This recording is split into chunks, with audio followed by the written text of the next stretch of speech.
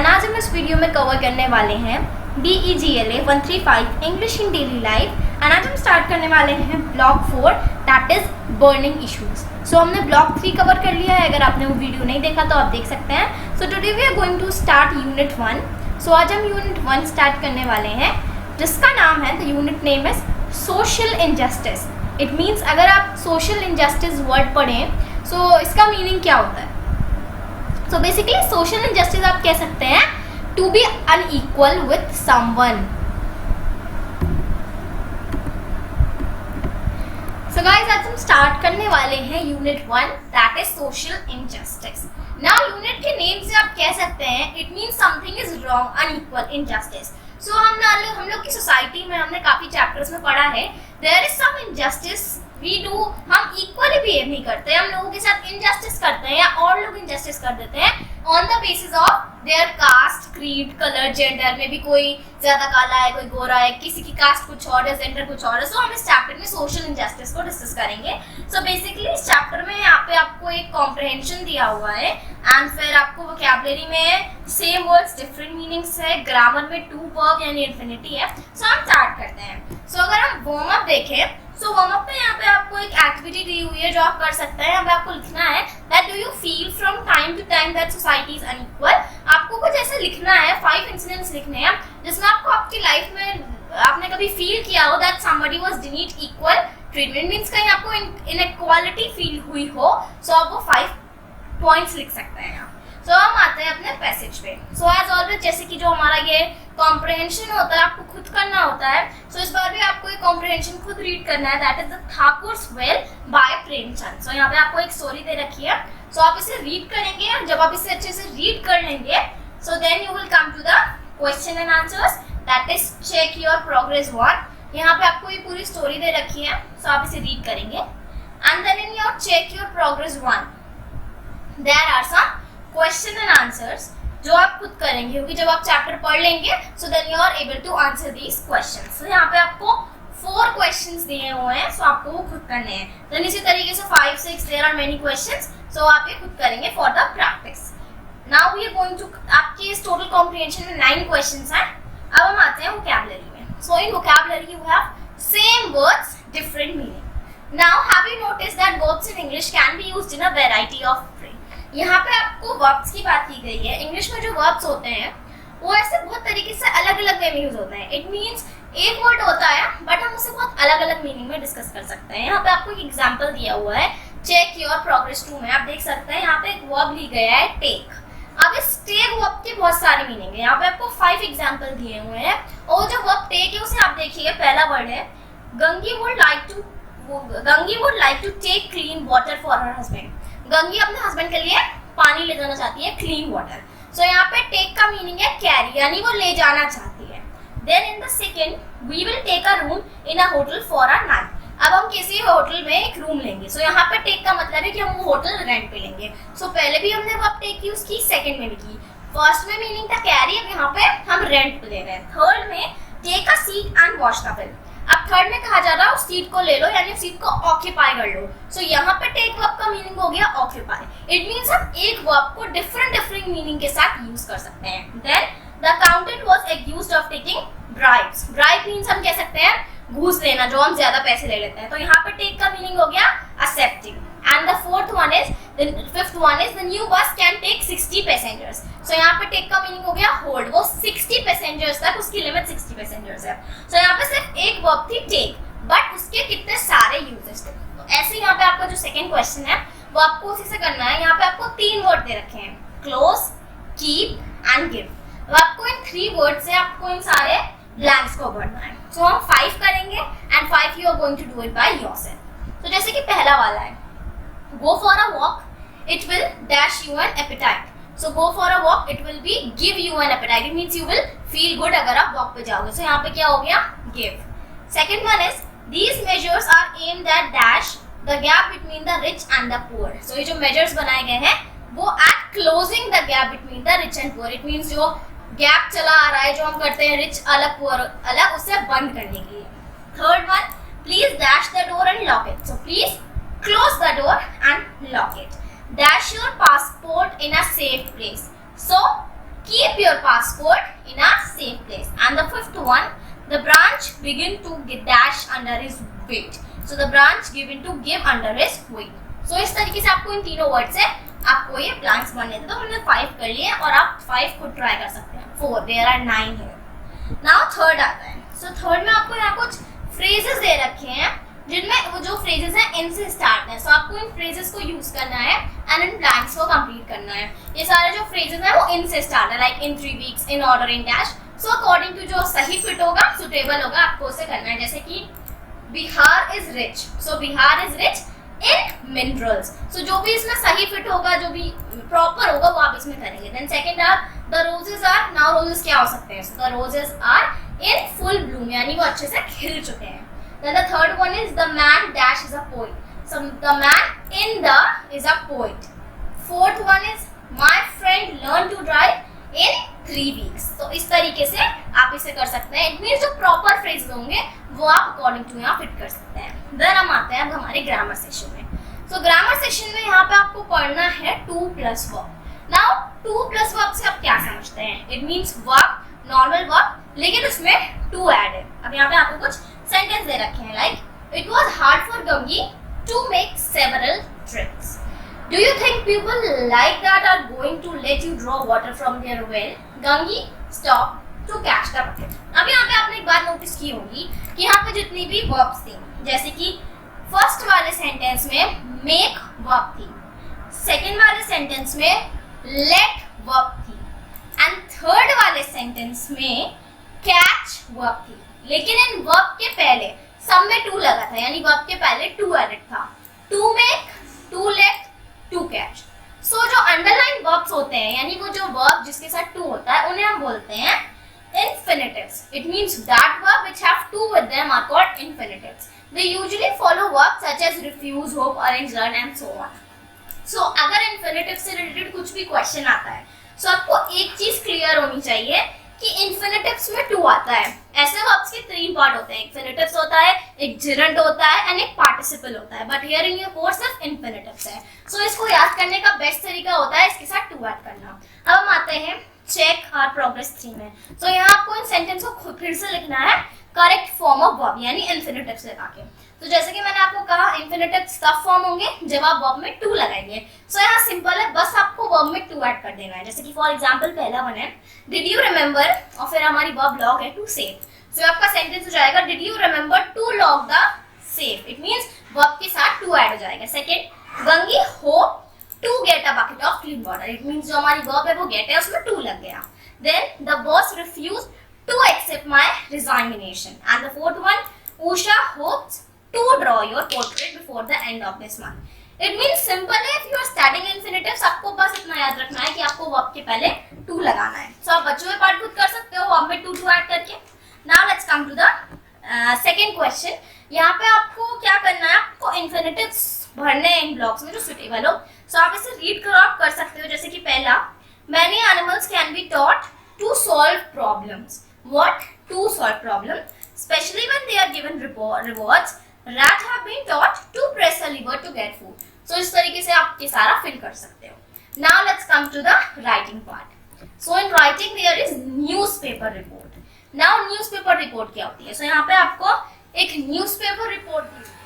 So newspaper report यहाँ पे आपको एक report दी हुई है और उस report का topic है discrimination has no place in democracy.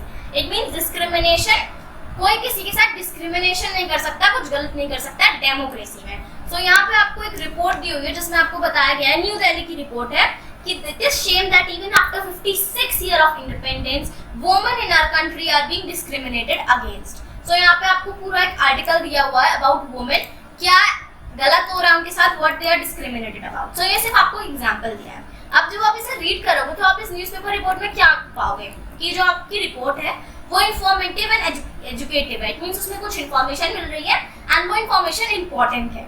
जो इन्फॉर्मेशन है वो बहुत क्लियरली बताई गई है, ऑथेंटिकली बताई गई है. कोई ऐसा हार्ड लैंग्वेज यूज नहीं हुआ जो आप समझ नहीं पाओगे. और इस रिपोर्ट से फैक्ट्स एक्सप्रेस हो रहे हैं, फीलिंग्स एक्सप्रेस हो रहे हैं. यहाँ आपको बताया जा रहा है कि एक रिपोर्ट को कैसे लिखना चाहिए. अगर आप कोई न्यूज़पेपर रिपोर्ट लिखते हो सो वो रिपोर्ट इंफॉर्मेटिव होनी चाहिए, वो क्लियरली लिखी होनी चाहिए, वो सही बातें एक्सप्रेस करनी चाहिए। जैसे कि इस रिपोर्ट में it's deal with social issues में कुछ करेक्ट सोशल इशू होना चाहिए। सो इस तरीके की आपकी रिपोर्ट होनी चाहिए। वो जो आप टॉपिक चूज कर रहे हो, जो आपकी लैंग्वेज है, जो आपका ऑब्जेक्टिव हो, बिल्कुल क्लियर होना चाहिए। यहाँ पे आपको इस न्यूज रिपोर्ट से बताया गया है। अब हम आते हैं चेक आउट प्रोग्रेस 4 में। सो प्रोग्रेस 4 में यहाँ आपको फॉर्मेट आपको पता चल गया कैसे लिखते हैं, और यहाँ पे आपको एक रिपोर्ट गिवन है, मींस आपको टॉपिक गिवन है, आपको इस पे रिपोर्ट लिखनी है। कुछ आपको यहाँ गाइडलाइंस दी हुई हैं, जेंडर बेस पे आपको लिखनी है। It means inequality of gender. Now आप यहाँ लिख सकते हो, यहाँ पे आपको कुछ हिंट दिए हुए हैं। Okay, so you are going to do it by yourself. जो आपका यहाँ टॉपिक है वो है gender bias, it means inequality of gender. So यहाँ पे आपको कुछ गाइडलाइंस यानी रिपोर्ट्स आपको हिंट दे रखी है लिखने के लिए, सो आप इन्हें पढ़ के यहाँ से रिपोर्ट लिख सकते हो। Now let's come to our next topic. So जैसे कि हर यूनिट में आपका एक टॉपिक होता है लिसनिंग कॉम्प्रिहेंशन। इट मींस आपको क्या करना होता है, आपको एक पैराग्राफ पढ़ना होता है, फिर आपको वो क्वेश्चंस आंसर करने होते हैं। सो यहाँ पे आपको एक छोटा सा कॉम्प्रिहेंशन दे रखा है, सो आप इससे पढ़िए and then you have to answer these questions. So ये आपकी प्रैक्टिस के लिए हो गया।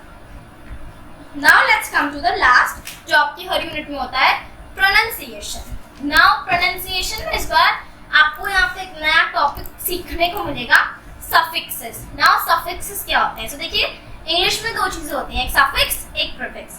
सफिक्स वो होते हैं जो किसी लेटर के लास्ट में लग जाते हैं एंड फिर भी एक नया वर्ड बच जाता है। इट मींस कोई वर्ड जो किसी लेटर के लास्ट में लग गया एंड उन्होंने एक नया वर्ड प्रोनाउंस कर दिया। जैसे कि यहाँ पे था फर्स्ट वर्ड आपका वांट है, सो ये वांट एक वर्ड हो गया और लास्ट में हमने उसमें सफिक्स लगाया ईडी। सो यहाँ ईडी सफिक्स है और आप किसी वर्ड में वो सफिक्स ऐड करोगे तो वो वांटेड बन गया।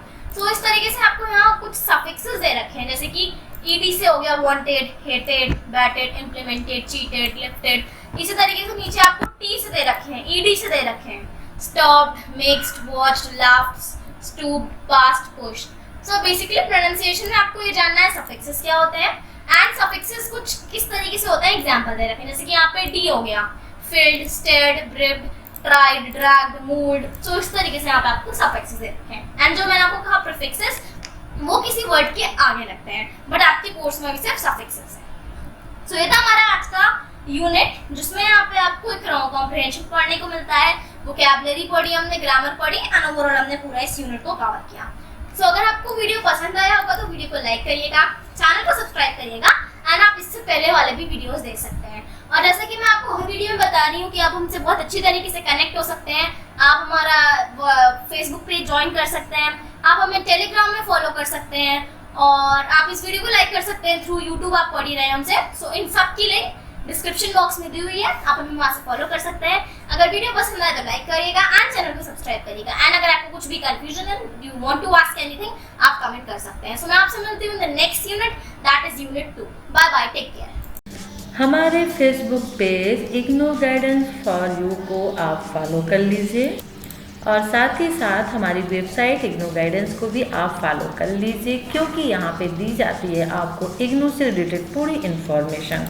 और यहाँ पे मिलेंगे आपको यूट्यूब के लेक्चर वीडियो। साथ में ही ज्वाइन कर लीजिए हमारे टेलीग्राम ग्रुप इग्नो गाइडेंस को। इन सभी के लिंक आपको वीडियो के डिस्क्रिप्शन बॉक्स पे मिल जाएंगे। Thank you. Hello friends, welcome to career guidance and आज हम इस वीडियो में स्टार्ट करने वाले हैं यूनिट 2। हम कवर कर रहे थे BEGLA 135 and we are on block 4। So आज हम उसकी यूनिट 2 स्टार्ट करने वाले हैं। पर स्टार्ट करने से पहले आप वीडियो लाइक कर सकते हैं, चैनल को सब्सक्राइब कर सकते हैं एंड वन इंपॉर्टेंट इन्फॉर्मेशन जो मैं आपको हर वीडियो में देती हूँ कि आप हमसे बहुत और अच्छी तरीके से कनेक्ट हो सकते हैं। आप हमारी वेबसाइट ज्वाइन कर सकते हैं जहाँ पे बहुत इंपॉर्टेंट इन्फॉर्मेशन है। आप हमारा फेसबुक पेज फॉलो कर सकते हैं और आप हमें टेलीग्राम पे भी ज्वाइन कर सकते हैं। सो हम आते हैं हमारी यूनिट 2 में। So unit 2 is make peace not war. It means हमें पीसफुली रहना चाहिए, लड़ाई नहीं करनी चाहिए in a normal way. So basically इस चैप्टर में काफ़ी शॉर्ट चैप्टर है, बट इस चैप्टर में जो मेन चीज़ है वो है डायरी राइटिंग।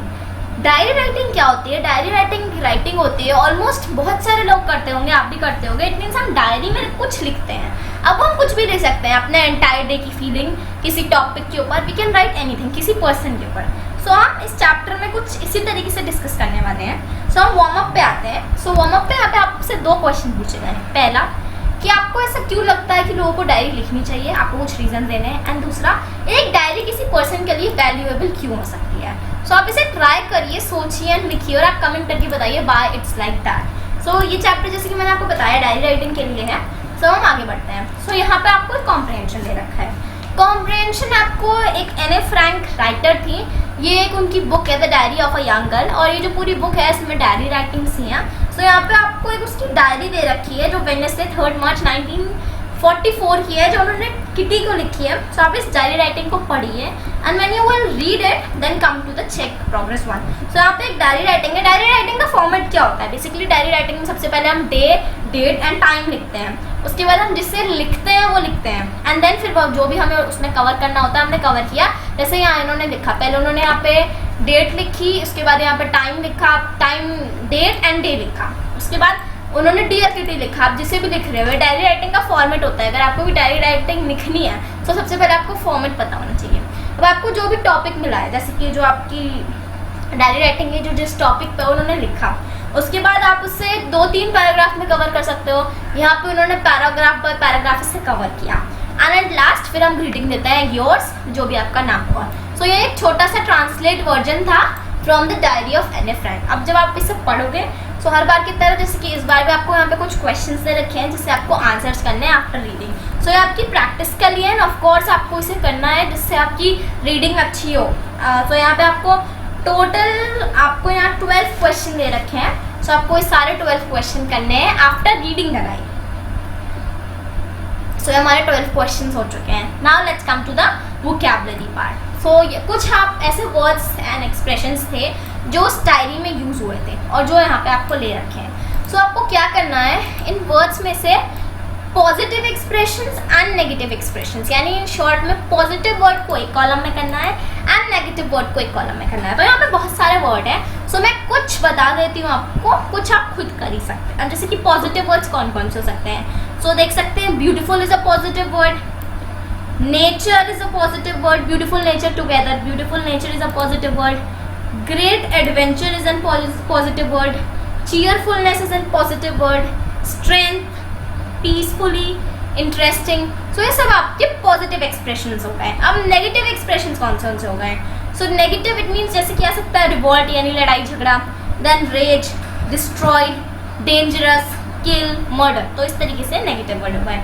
सो ये सब आपके पैराग्राफ से रिलेटेड है। जैसे कि यहाँ पे आपको एक और एक्टिविटी दे रखी है जो आपको करनी है, जो हर बार होती है कि आपको कुछ यहाँ वर्ड्स दे रखे हैं और आपको ऐसी सेम वर्ड निकालने हैं जिनका मीनिंग सेम हो पैसिव से। जैसे कि exist, part of a building ready to be fitted together, complain, suffer from hunger. So हम ये हर बार करते हैं, इस बार आप इसे खुद करेंगे जिससे आपकी भी प्रैक्टिस हो। So now let's come to finally to grammar, that is adjectives. Now adjective एक बहुत इंपॉर्टेंट पार्ट है हमारे ग्रामर का। सो हम इसे शॉर्ट इजी लैंग्वेज में समझेंगे। एडजेक्टिव्स क्या होते हैं? सो बेसिकली हम एडजेक्टिव्स यूज करते हैं नाउन को मॉडिफाई करने के लिए। इट मीन्स हम नाउन को और अच्छे से समझ लें। फॉर एग्जाम्पल एक कार, कार जो है नाउन है, बट अगर मैं कहूँ आ रेड कार, सो ये अच्छे से मॉडिफाई हो रहा है। जो वो कार है उसका कलर रेड है, इट मीन्स जो हमारी कार है वो नाउन हो गई, बट जो रेड है वो उसका कलर है, इट मीन्स वो एडजेक्टिव हो गया। किसी भी चीज़ को अच्छे से मॉडिफाई करने को हम एडजेक्टिव कहते हैं। अगर मैं कहूँ balloon, that is noun, but अगर मैं कहूँ blue balloon, that is adjective. Adjective आप कोई भी हो सकता है, कोई क्वालिटी डिस्क्राइब करने को भी हम एडजेक्टिव कह सकते हैं। सो बेसिकली शॉर्ट एडजेक्टिव यही होते हैं। और सेकेंड पॉइंट जो आपकी बुक में भी दे रखा है, दो adjective generally appear before the noun in the sentences, वो हमेशा आपको नाउन के पहले मिलेंगे। सो एडजेक्टिव्स आप दो तरीके से पहचान सकते हैं। पहले ये कि वो नाउन को मॉडिफाई करेंगे, वो नाउन को और अच्छी तरीके से बताएंगे। अगर मैं गर्ल कहूँ दैट इज नाउन, अगर मैं कहूँ beautiful girl, so beautiful adjective. और एडजेक्टिव हमेशा नाउन से पहले आएंगे। सो ये दो चीज़ें आप याद कर सकते हैं, आप इसमें एडजेक्टिव समझ जाएंगे। Now let's come to the progress. हम इसे शॉर्ट वे में समझेंगे। यहाँ पे अब आती है चेक योर प्रोग्रेस थीम।